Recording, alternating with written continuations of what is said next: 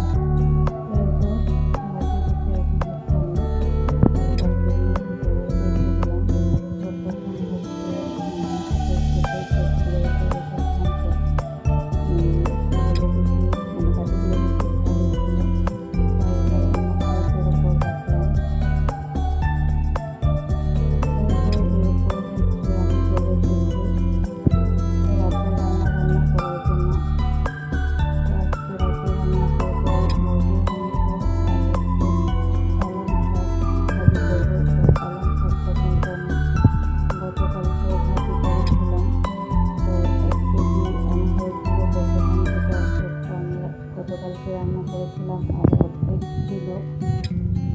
তো আজকে হচ্ছে আমার বোনকে যখন পরীক্ষা দিতে নিয়ে গিয়েছিলাম, তো আসার সময় অনেক বৃষ্টি হয়েছে। তো বৃষ্টিতে ভিজে আজকে শরীরটাও খুবই খারাপ লাগছিল। তো ভেবেছিলাম শুধু আজকে মুরগির মাংসটাই রান্না করব, কিন্তু ফ্রিজ খুলে দেখলাম যে গতকালকে যে পালং শাক অর্ধেক ছিল সেগুলো প্রায় অনেকখানি নষ্ট হয়ে গেছে, অনেক পচে গেছে।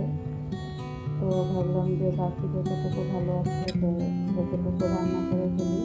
তো এই তো কাঁচা অংশগুলো ফেলে দিয়ে আমি হচ্ছে যতটুকু ভালো ছিল ততটুকু নিয়ে আজকেও আমি হচ্ছে পালং শাকটা রান্না করে নিচ্ছি।